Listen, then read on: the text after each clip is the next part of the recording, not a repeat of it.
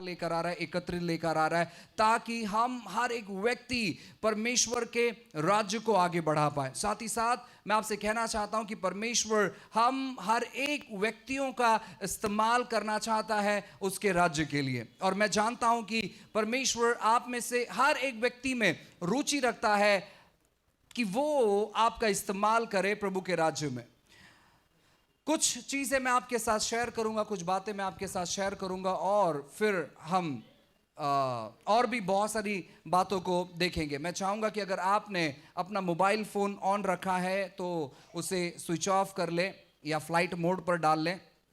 और आपके बच्चे यहाँ वहाँ नहीं दौड़ना चाहिए, आपके बच्चे आपके गोद पर बैठना चाहिए, क्योंकि हम परमेश्वर के वचनों को बहुत महत्व देते हैं। हम बहुत सारी प्रार्थना की तैयारी कर कर हम यहाँ पर आते ताकि आप वचन सुन पाए और परमेश्वर आपके जीवन में कार्य कर पाए। बाइबल कहता है कि परमेश्वर अपने नाम से ज़्यादा महत्व अपने वचनों को देता है, और अगर हम भी प्रभु के वचनों को महत्व देंगे तो परमेश्वर हमें हर एक स्थिति और हर एक परिस्थिति में ऊंचाई पर ले जाएंगे। हालेलुया। आइए एक वचन पढ़ते हैं, व्यवस्था विवरण इसका अध्याय 8, व्यवस्था विवरण अध्याय 8 और वचन 18। व्यवस्था विवरण अध्याय 8 और वचन 18 लिखा है ऐसे, परंतु तू अपने परमेश्वर यहोवा को स्मरण रखना, क्योंकि वही है जो तुझे संपत्ति प्राप्त करने की सामर्थ इसीलिए देता है कि जो वाचा उसने तेरे पूर्वजों से शपथ खाकर बांधी थी उसको पूरा करे, जैसे आज प्रकट है। हालेलुया। बाइबल कहता है कि परमेश्वर हमसे वाचा बांधता है समृद्धि करने का। आइए कहे समृद्धि की वाचा, आइए कहे समृद्धि की वाचा, समृद्धि की वाचा। काफी बार हम कुछ बातों को समझ नहीं पाते हैं, काफी बार हम कुछ चीजों को जान नहीं पाते हैं, काफी बार हम अपने सेवकाई में या अपने परिवार में या अपने दर्शन में इतना खो जाते हैं कि परमेश्वर ने जिस प्रकार हमारा चुनाव किया है, परमेश्वर ने जिस प्रकार हमें चुना है, जिस बातों के लिए हमें चुना है, हम उन चीजों को देख नहीं पाते हैं, हम उन बातों को अनुभव नहीं कर पाते हैं। लेकिन आज मैं आपका ध्यान लेकर जाना चाहता हूं, परमेश्वर ने जो वाचा अपनी कलीसिया के साथ बांधा है, उस वाचा को स्मरण करने के लिए परमेश्वर अपनी वाचाओं को स्मरण रखते हैं। लेकिन काफी बार हम परमेश्वर की वाचा को स्मरण नहीं रखने की वजह से हम परमेश्वर के कार्यों को अपने जीवन में अनुभव नहीं कर पाते हैं। खास करके हम जितने भी लोग सेवकाई में इन्वॉल्व है, जितने भी लोग सेवकाई करने पर है, या परमेश्वर ने अगर आपके हृदय में कभी बातें की है सेवकाई को लेकर, तो मैं चाहूंगा कि आज जो भी हम यहां से आप तक जो संदेश लेकर आएंगे, उस संदेश को आप याद रखें। काफी बार हम मुर्दों के लिए, यानी मुर्दे जो है उनको जिंदा करने के लिए विश्वास कर लेते हैं कि नहीं, प्रभु मेरा इस्तेमाल करेगा मुर्दों को जिंदा करने के लिए। काफी बार जो कैंसर से पीड़ित लोग हैं उनके लिए प्रार्थना करने के लिए हम विश्वास करते हैं कि प्रभु मेरा इस्तेमाल करेगा, कि मैं जब प्रार्थना करूंगा तो कैंसर का व्यक्ति ठीक हो जाएगा। लेकिन जब बात आती है समृद्धि की, तो यहां पर हम विश्वास नहीं कर पाते हैं। हम कहते हैं प्रभु की मर्जी होगी तो प्रभु हमें समृद्धित करेगा। मैं आपसे कहना चाहता हूं, परमेश्वर ने अपने वचनों में अपने बच्चों के बारे में सारी चीजों को लिख कर रखे हैं, और अगर हम ध्यानपूर्वक समझने का प्रयास करें कि प्रभु किस प्रकार अपने बच्चों के जीवन को निखारना चाहता है, बढ़ाना चाहता है, उन्नति दिलाना चाहता है, तो हम समृद्धित हुए बगैर हम रुक नहीं सकते। परमेश्वर हमें समृद्धित करे बगैर वो रुकेंगे नहीं, और हम समृद्धित हुए बगैर हम रुक नहीं सकते। तो हमें आज का दिन खास करके स्मरण करना है परमेश्वर की बातों को, क्योंकि परमेश्वर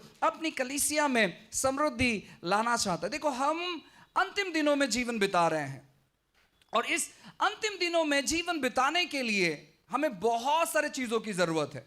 खास करके सुसमाचार को बहुत रफ्तार से, बहुत जोरों से हमें आगे लेकर जाना है, क्योंकि सुसमाचार की जो गति है वो बहुत धीमी हो चुकी है। हमें सुसमाचार को लेकर जाने के लिए बहुत सारे चीजों की जरूरत है। वचन में जाने से पहले आपको मैं उदाहरण देना चाहता हूं, ताकि आप सभी लोग समझ पाए कि क्यों मसीह के देह में, यानी कलीसिया में पैसे होने क्यों जरूरत है, कलीसिया के लोग समृद्धित होना क्यों जरूरत है। आप सभी लोग जान सकते हैं कि जैसे ही आप अगर बाहर जाओगे तो आपको कई सारे पोस्टर्स देखने मिलते हैं जो कि बहुत अश्लील रहते हैं, बहुत अश्लील। और आपको वो पोस्टर देखना पसंद नहीं है। आप प्रार्थना करते हैं कि परमेश्वर प्रभु यीशु के नाम से ये पोस्टर्स लगना बंद हो जाए, ये फिल्म्स लगना बंद हो जाए, प्रभु ये थिएटर बंद हो जाए, और उसको बहुत वक्त लगता है। प्रभु प्रार्थना सुनता है, प्रभु प्रार्थना सुनता है, लेकिन अगर वो पोस्टर वहां पर लगना बंद हो जाएगा तो वो सॉल्यूशन नहीं है।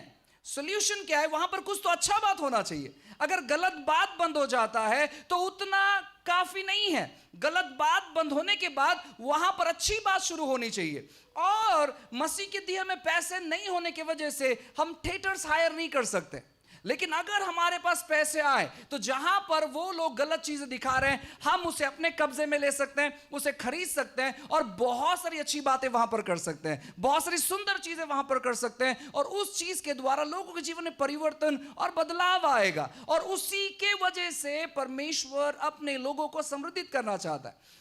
परमेश्वर इसलिए समृद्धित नहीं करना चाहता है कि हम ये कहें कि देखो मेरे पास ढेर सारे पैसे हैं और वो पैसों का मैं इस्तेमाल नहीं करता हूं, वो पैसे मैं केवल बचत करके रखता हूं मेरे आने वाले पीढ़ी के लिए। नहीं नहीं, परमेश्वर इस चीज के लिए हमें समृद्धित नहीं करना चाहता है।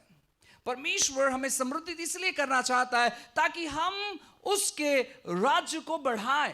परमेश्वर के राज्य को बढ़ाने के लिए सबसे पहला चीज पैसा नहीं है, जो कि कुछ समय में मैं आपसे बातें करने पर हूं। बाइबल यहां पर कहता है कि सबसे पहली बात, अगर आप अपने परिवार में, अपने जीवन में, अपने भविष्य में समृद्धित होना चाहते हैं, सबसे पहला चीज आपको करना है, और बाइबल कहता है कि आपको परमेश्वर को ध्यान करना है या परमेश्वर को स्मरण करना है, प्रभु को याद करना है।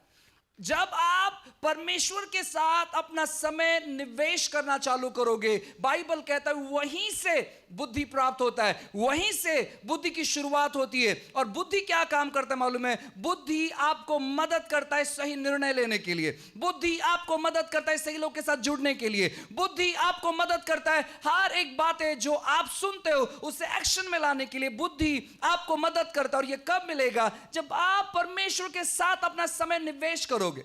बहुत सारे लोग परमेश्वर के साथ अपना समय निवेश नहीं करने की वजह से उनकी स्थिति, उनकी परिस्थिति में कोई बदलावट नहीं आती, वो बस उसी समान बने रहते। क्यों? क्योंकि वो परमेश्वर के साथ समय निवेश नहीं करते। आपको परमेश्वर के साथ समय निवेश करना है। अगर आपने अपने भूतकाल में बहुत सारे गलत निर्णय लिए तो भी आपको क्या करना है? अपने वर्तमान में परमेश्वर के साथ समय निवेश करना है, क्योंकि परमेश्वर गलत चीजों को सही कर सकता है, उसके पास वो क्षमता है। बाइबल में से बहुत सारे लोग हैं जो बहुत गलत है, और उसमें से एक व्यक्ति है जिसका नाम पौलुस है। वो कहता है कि हर एक लोगों में सबसे बड़ा पापी मैं हूं। लेकिन जब उसने अपना जीवन परमेश्वर के हाथों में समर्पण किया, जब उस व्यक्ति ने अपना समय परमेश्वर के हाथों में बिताना चालू किया, परमेश्वर उस व्यक्ति को धीरे धीरे कर कर बदलना चालू किया। हो सकता है कि आपने बहुत सारे गलत निर्णय लिए होंगे, लेकिन जब आप अपना समय परमेश्वर के हाथों में निवेश करना चालू करते हो, जब आप परमेश्वर के वचनों को पढ़ना चालू करते हो, परमेश्वर के वचन के साथ अपना समय बिताना चालू करते हो, तो परमेश्वर क्या करता है मालूम है क्या? परमेश्वर आपके जीवन में ऐसे कुछ चीजों को लेकर आता है जहां पर आपके जीवन में बदलाव आता है। जब आप परमेश्वर के वचन के साथ समय बिताना चालू करते हो तो आपका विश्वास कार्य करने लगता है और आपके शब्द बदलने लगते हैं। देखो, जो लोग परमेश्वर के वचन के साथ समय नहीं बिताते उनके शब्द बहुत अलग होते हैं। मुझे नहीं लगता है कि मैं इस परिस्थिति से कभी बाहर निकल सकता हूं, मुझे नहीं लगता है कि मेरा कर्जा मिट पाएगा, मुझे नहीं लगता है कि ऐसे चीजें हो पाएगी, मुझे मुझे मुझे मुझे महसूस नहीं होता कि शायद मैं कभी फुल टाइम सेवकाई में आ सकता हूं, मुझे महसूस नहीं होता। मैं आपसे कहना चाहता हूं, जो व्यक्ति परमेश्वर के साथ समय नहीं बिताता है वो अपने वर्तमान की स्थिति को बोलता है। वो झूठ नहीं कह रहा है, लेकिन जो उसे दिखाई दे रहा है, जो उसे महसूस हो रहा है, वही चीजें वो वास्तविक तौर पर बोलते रहता है जो शारीरिक तौर पर उसे दिखाई देता है, क्योंकि वो अनुभव के द्वारा, वो देखने के जरिए वो सारी बातें करता है। लेकिन जो व्यक्ति परमेश्वर के साथ अपना समय बिताता है उसके शब्द बहुत अलग होते हैं कि परमेश्वर मेरा इस्तेमाल करने पर है, मैं जानता हूं कि प्रभु ये अद्भुत चीजें करेंगे, मैं जानता हूं कि परमेश्वर ऐसी बातें करने पर है, मैं जानता हूं कि प्रभु ये बातें करने पर है, क्योंकि वो व्यक्ति परमेश्वर के साथ समय बिताता है। अगर आप परमेश्वर के साथ समय बिताओगे तो आपके शब्द बदल जाएंगे, और जब आपके शब्द बदलेंगे, आपके शब्द आपके जीवन में उन चीजों को लेकर आएंगे जो चीजें आप कहते हो, जो चीजें आप बोलते हो, जो चीजें आप डिक्लेयर करते हो। आपके शब्द मानो एक कैप्सूल के समान है। अगर आप कभी बीमार पड़े हैं या आपने कभी डॉक्टर से दवाई लिए और अगर डॉक्टर ने कभी आपको कैप्सूल लिख कर दिया है, तो जो कैप्सूल आपको दिखाई देता है उससे आपके शरीर में किसी भी प्रकार का फर्क नहीं पड़ता है। लेकिन उस कैप्सूल के अंदर जो चीज है ना, वो बहुत मायने करता है, क्योंकि वही जो कैप्सूल के अंदर जो चीज है वो आपके शरीर के हर एक सिस्टम को वो बदलता है। आपके शब्द जो है मानो उस कैप्सूल के समान है, और उस शब्द में आप जो कहते हो ना वो सामर्थ्य से भरा हुआ है कि आप क्या कह रहे हैं। जब आप परमेश्वर के साथ समय बिताते हैं तो आपको हर एक असंभव बात जो है वो संभव होने जैसे आपको दिखाई देता है, और जब आप उन चीजों को डिक्लेयर करते हैं परमेश्वर उन बातों को पूरा करता है। और फिर बाइबल कहती है कि जब आप परमेश्वर को स्मरण करोगे वो आपको सामर्थ्य देगा। इंग्लिश में जब आप पढ़ोगे, हिब्रू ग्रीक लैंग्वेज में जब आप पढ़ोगे, ये एक ऐसा शब्द यहां पर मानो एक विस्फोटक के तौर पर, डुनामाइस, एक विस्फोटक के तौर पर परमेश्वर आपके जीवन में प्रभाव लेकर आएगा। जब आप परमेश्वर के साथ समय बिताते हैं तो परमेश्वर आपको एक ऐसा डिवाइन, एक अलौकिक अधिकार देता है जहां पर आप अगर वहां पर पहुंचे तो वहां का माहौल बदल जाता है। अगर आप किसी के साथ बात किए तो उनकी स्थिति बदलती हुई उन्हें दिखाई देती है। परमेश्वर ऐसा अधिकार आपके पास देता है। जो व्यक्ति परमेश्वर के साथ समय बिताता है, अगर आप उस व्यक्ति के साथ समय बिताओगे तो आप अगर अपने भविष्य को नहीं देख पा रहे थे, लेकिन उस व्यक्ति के साथ समय बिताने की वजह से आपको आपका भविष्य बहुत सुंदर तौर पर दिखाई देगा। लेकिन जो व्यक्ति परमेश्वर के साथ समय नहीं बिताता है, अगर आप उसके साथ समय बिताओगे तो जो थोड़ा बहुत भविष्य आपको आपका दिखाई दे रहा था, उस व्यक्ति के साथ समय बिताने की वजह से वो सारा भविष्य जो है ना आपका अंधकारमय हो जाएगा। तो इससे हमें पता चलता है कि नहीं, कौन सा व्यक्ति परमेश्वर की ओर से, कौन सी चीजें परमेश्वर की ओर से, कौन सी बातें परमेश्वर की ओर से, और वो बातों का चुनाव करने के लिए परमेश्वर आप पर सामर्थ्य लेकर आएगा। उन बातों को समझने के लिए परमेश्वर अपना सामर्थ्य आपके जीवन में भेजेगा, क्योंकि आप परमेश्वर के साथ में समय बिताते हैं। बाइबल ही एक ऐसा चीज है जो आपको समृद्धित करेगा। जब आप अपना समय, जब आप अपना जीवन, जब आप अपना पैसा इसमें निवेश करोगे, ठीक है मैं आज काम पर नहीं जाऊंगा लेकिन मैं अपना पूरा दिन परमेश्वर के वचन के साथ में समय बिताऊंगा। आपने क्या किया? आपने अपना समय यहां पर निवेश किया, आपने अपना पैसा यहां पर निवेश किया, और ये बाइबल आपको क्या करेगा? आपको मदद करेगा परमेश्वर से जुड़ने के लिए। और जो व्यक्ति परमेश्वर से जुड़ता है वो व्यक्ति सामर्थ्य से भर जाता है। और यहां पर एक बहुत विशेष सामर्थ्य है, और यह सामर्थ्य है, बाइबल कहता है अगर आप परमेश्वर को स्मरण करोगे तो वो आप पर सामर्थ्य भेजेगा समृद्धित होने के लिए। हालेलुया। वो आपको सामर्थ्य देगा समृद्धित होने के लिए। और क्यों आपको समृद्धित होना है? ताकि जहां पर सेवकाई बंद पड़ी है वहां पर आप सेवकाई शुरू कर सके। जहां पर कोई जाता नहीं है आप वहां पर निवेश कर सके, ताकि वहां पर सेवकाई शुरू हो सके।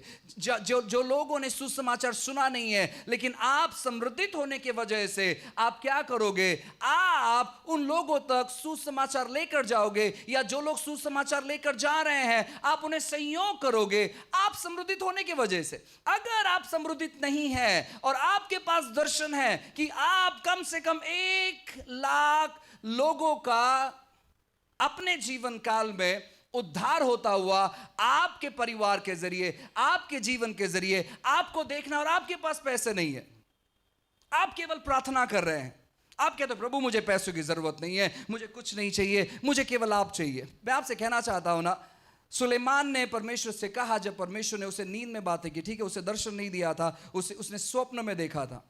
परमेश्वर ने स्वप्न में उससे पूछा कि सुलेमान तू क्या चाहता है? उसने कहा कि परमेश्वर मैं बुद्धि चाहता हूं।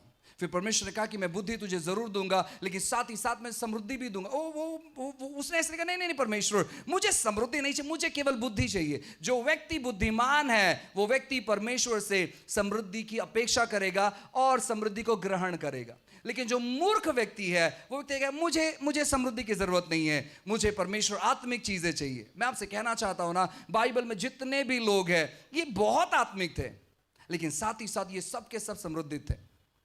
जूने नियम में जितने भी राजा थे, अधिकारी थे, ये समृद्धि थे और इन्होंने इस्तेमाल किया अपने पैसों का।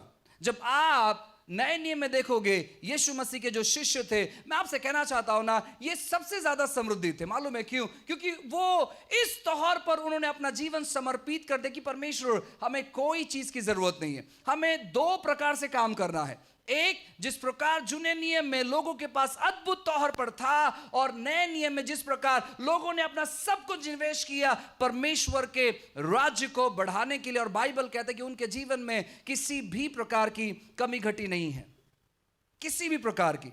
मैं वर्तमान के बारे में मैं बात कर रहा हूं, मैं आपके बारे में बात कर रहा हूं। आपको इन चीजों को ग्रहण करना है कि परमेश्वर मुझे मदद कर, मुझे सहायता कर आपके राज्य को बढ़ाने के लिए। आपको तैयारी करना चालू करना चाहिए। अगर आप चाहते हैं कि परमेश्वर आपका इस्तेमाल करे, तो आपके पास जो चीज है उसके द्वारा आप कैसे परमेश्वर के राज्य को बढ़ाओगे वो योजना ना करें।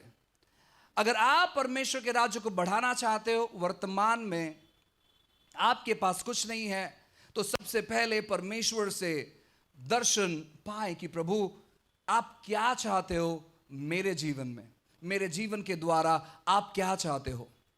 जब परमेश्वर आपको दर्शन देगा तो तुरंत आप पैसों के पीछे मत भागे, क्योंकि पैसा दूसरे नंबर पर भी नहीं आता है। जब परमेश्वर आपको दर्शन देता है या आपके पास परमेश्वर के राज्य के लिए कुछ दर्शन है, दूसरा बात आता है स्ट्रैटेजी, प्लान, कि आप किस प्रकार का योजना कर रहे हैं, किस प्रकार की बातें कर रहे हैं। बहुत सारे जो लोग मसीह में हैं, मैं आपसे कहना चाहता हूं कि बहुत सारे लोग गलत फहमी में हैं।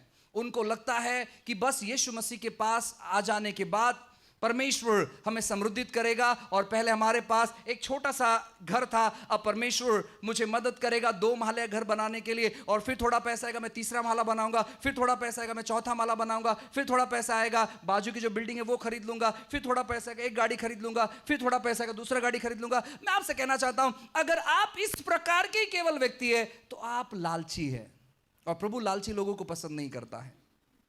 प्रभु पूरा मुंबई आपको दे देगा। परमेश्वर ने कहा कि राष्ट्र मांग, मैं राष्ट्र तुझे दूंगा।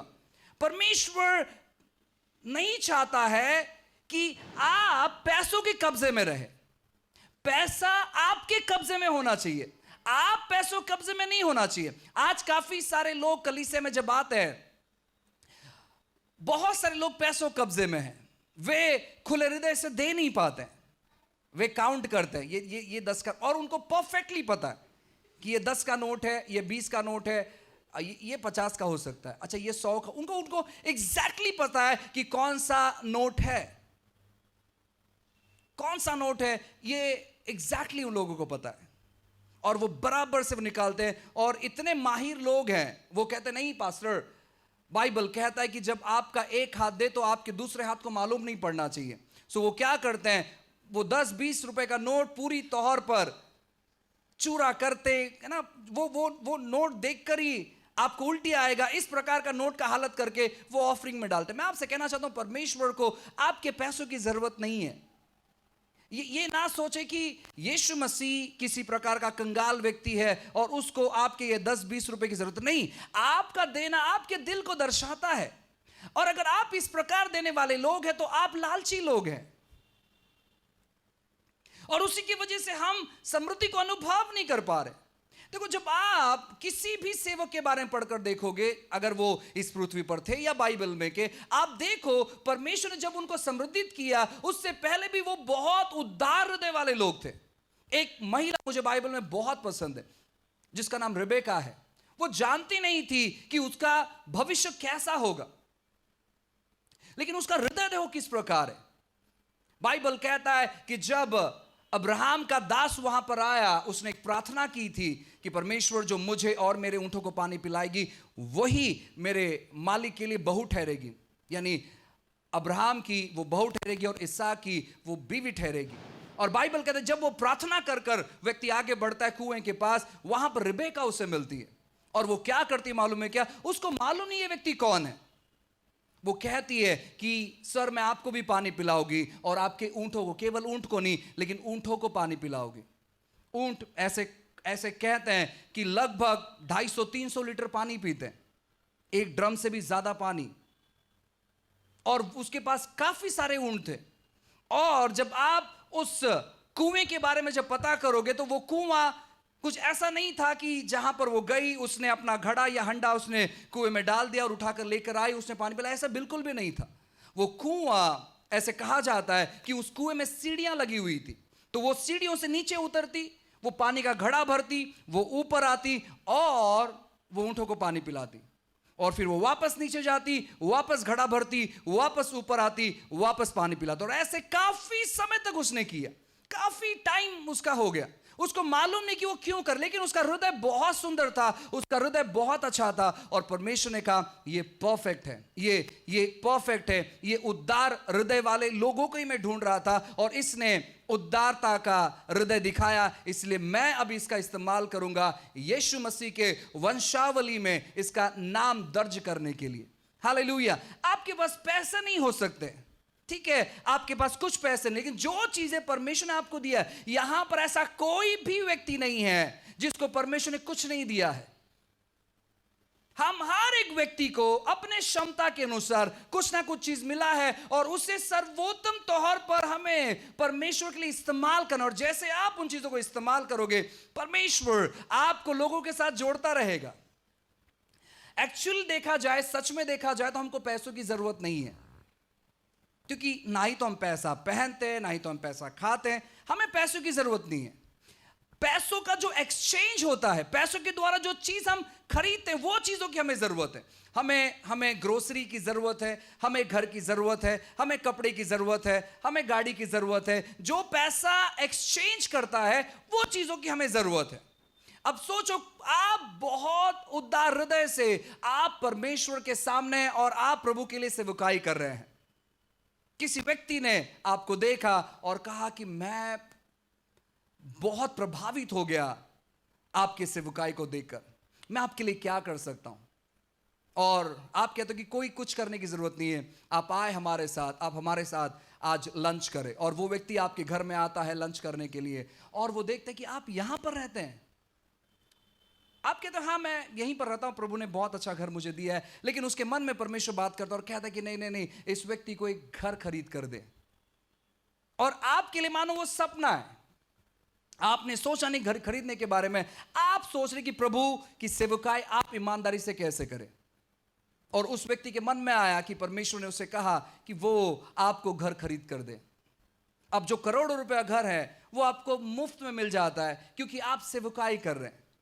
लेकिन अगर आप ये सोच रहे हैं कि मुझे घर बनाना है तो आपको बहुत सारा यहां वहां चीजें करनी पड़ेगी, बहुत सारी चीजें करनी पड़ेगी, बहुत सारे लोगों को मिलना पड़ेगा। नहीं मुझे घर खरीदना है, मैं ये चीज कर रहा हूं, देखो मैं वो चीज कर रहा हूं। आपको हमारे मुंबई के लैंग्वेज में बहुत सारे पापड़ बेलने पड़ेंगे। लेकिन अगर आप परमेश्वर के साथ कनेक्टेड है, एक व्यक्ति के बारे में याद आ रहा है, अलीशा। बाइबल कहता है कि अलीशा सेवकाई करने के लिए एक जगह जाया करता था और बीच में एक परिवार रहता था। हमेशा वो परिवार उन्हें नेवता देता था कि आकर आप क्या करें, आकर आप यहां पर रुके।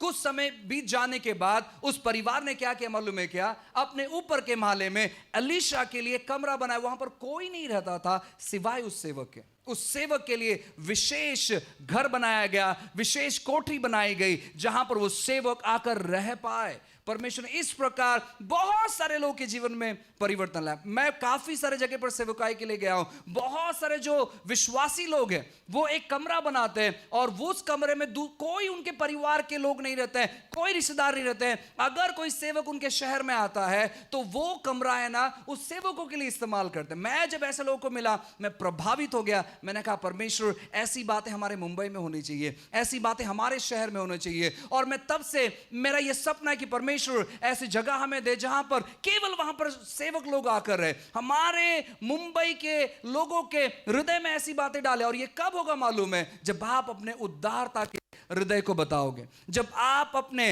हृदय खोलोगे, परमेश्वर मुझे, मेरा कोई और सपना नहीं है, मैं पूरे ईमानदारी से मैं आपकी सेवकाई करना चाहता हूं। और परमेश्वर देखता है उन बातों को। जो व्यक्ति थोड़े से चीजों में विश्वास योग्य है, परमेश्वर उसे और भी चीजें देते हैं। जिसके पास 5 थे उससे और भी दिए गए ताकि वो उसे और बढ़ा पाए। आपको जो चीजें मिले हैं पूरे विश्वास योग्यता के साथ, ईमानदारी से, जब आप परमेश्वर के साथ मिलकर उन कार्यों कर पाएंगे तो परमेश्वर उन चीजों के जरिए एक प्रभाव लेकर आएगा आपके जीवन में। और परमेश्वर आपको बड़े ओहदे में रखेगा ताकि आप लोगों पर प्रभाव लेकर आए, ताकि आप लोगों की जिंदगी में परिवर्तन लेकर आए, ताकि आप लोगों के जीवन में अद्भुत कार्य कर पाए। जहां पर समाचार नहीं पहुंचा है वहां पर परमेश्वर आपका इस्तेमाल करना चाहता है। और यह केवल आपका सपना नहीं रहेगा, परमेश्वर प्रैक्टिकल तौर पर आपको इस्तेमाल करेगा। अगर आप उसके साथ वक्त बिताएंगे, वो आपको सामर्थ्य देगा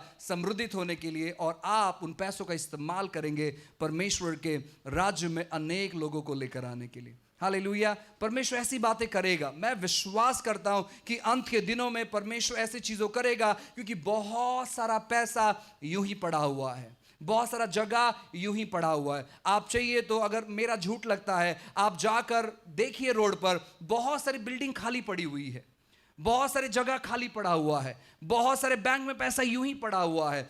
अगर हम मसीह लोग अपना हृदय परमेश्वर के सामने लाए और कहे कि परमेश्वर आप मुझ पर भरोसा कर कर देखिए, मैं परमेश्वर ईमानदारी से इन चीजों का इस्तेमाल करूंगा, परमेश्वर रिलीज करेगा उन चीजों को आपके जीवन में। परमेश्वर संपर्क देगा, प्रभु लोग देंगे आपको, ताकि आप उन चीजों का इस्तेमाल कर पाए परमेश्वर के राज्य में बढ़ोतरी लाने के लिए।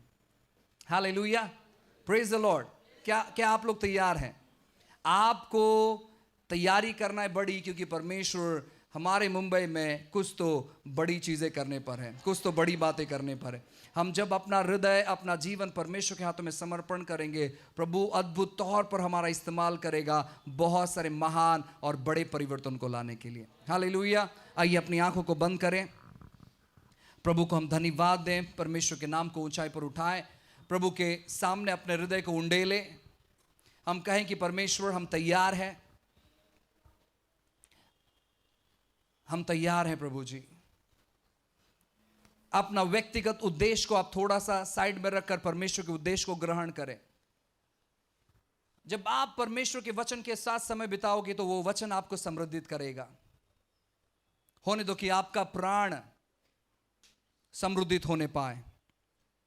प्रियो, अगर आपके पास पैसा है और परमेश्वर का वचन नहीं है, प्रभु का दर्शन नहीं है, प्रभु के राज्य को बढ़ाने का दर्शन नहीं है, तो आप एक ऐसे व्यक्ति है जिसके पास बहुत महंगी गाड़ी है, जो सबसे कीमती हो सकती है, बेंस, रॉयल रॉयस या जो भी बड़ी बड़ी गाड़ी आपके पास, शायद आप ऐसी गाड़ी हो जिनके पास बहुत पैसा है लेकिन दर्शन नहीं है।